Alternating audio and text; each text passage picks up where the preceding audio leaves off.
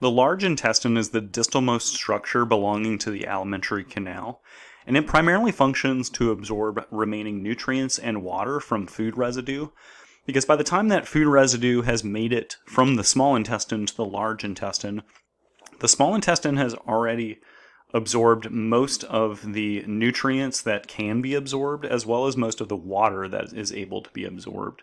And so at this point, the large intestine really just kind of finalizes the absorption of any remaining nutrients and water from the food residue. The large intestine also functions to synthesize some vitamins, and it's not necessarily the cells of the large intestine that synthesize these vitamins, but rather the bacteria that normally inhabit a healthy large intestine are responsible for synthesizing those vitamins, and we'll take a look at those in a moment. Finally, the large intestine also functions to form and eliminate feces from the body through defecation. The large intestine is approximately 5 feet in length, so it is about half as long as the small intestine, because we saw that the small intestine is about 10 feet in length. And at 3 inches in diameter is roughly 3 times the diameter of the small intestine, because the small intestine is only about 1 inch in diameter. At the distalmost end of the small intestine, leading into the large intestine, we see a valve called the ileocecal valve, and the ileocecal valve will control the flow of food residue from the ileum of the small intestine into a pocket-like pouch of the large intestine that's referred to as the cecum, which we'll examine in a moment here. From there, food residue will move from the cecum to the ascending colon, then make a sharp turn and pass through the right colic flexure, move across the abdomen through the transverse colon, make another sharp turn, and proceed down the left colic flexure to the descending colon, finally to an S-shaped region of the colon called the sigmoid colon, and then finally on to the rectum and anal canal. So here we see the ileum of the small intestine. In this diagram, it does not show the ileocecal valve, but it would approximately be right about here between the ileum and the cecum. So the cecum is the initial part of the large intestine that receives food residue from the small intestine, and that's highlighted in yellow here. From there, that food residue will make its way up the ascending colon. It will pass by the right colic flexure, which is also called the hepatic flexure, make a sharp turn, to proceed across the transverse colon, so it'll make its way from the right to the left side of the abdomen. It will then make another sharp turn at the left colic flexure, which is also called the splenic flexure, to make its way down the descending colon, and then finally to this S-shaped bend in the large intestine that's referred to as the sigmoid colon, because the term sigmoid means S-shape or S-like, and then finally onto the rectum and anal canal here in purple.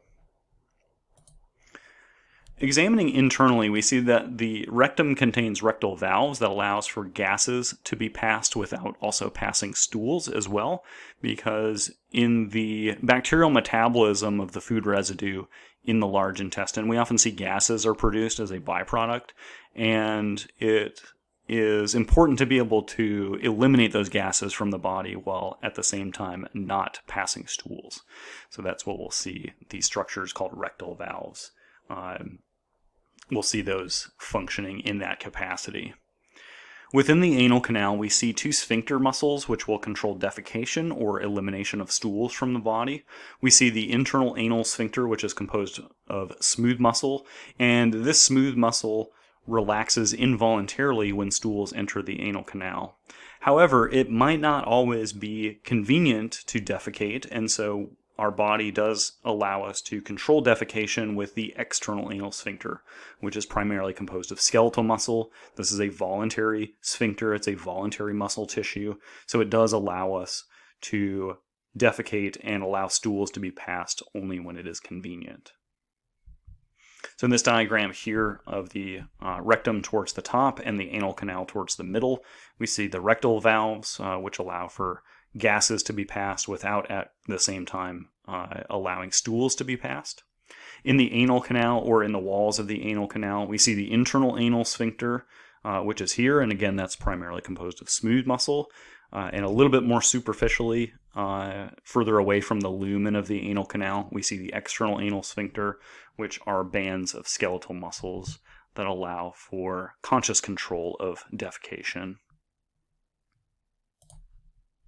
Along most of the length of the small intestine, we see that the epithelium in the mucosa of the large intestine primarily has no circular folds or villi. So circular folds and villi were structures that we saw in the mucosa and epithelium of the small intestine, which help to increase surface area for absorption.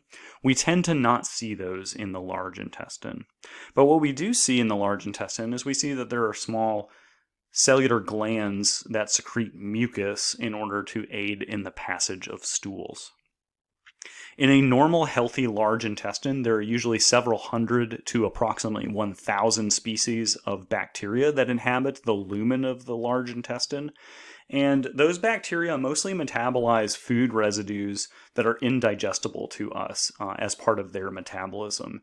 And in doing so, they end up creating a couple of vitamins that our our large intestine will absorb. And two of those vitamins are vitamin B7 and vitamin K. Vitamin B7 is also known as biotin, and biotin functions as part of enzymes that aid in cell growth. So skin, hair growth, and things like that are very much controlled by the enzymes that vitamin B7 functions with. We also see vitamin K being produced by the intestinal bacteria, and vitamin K, as you recall from the blood module, is important in creating blood clotting factors in the liver, and so those blood clotting factors cannot properly be created without vitamin K being present.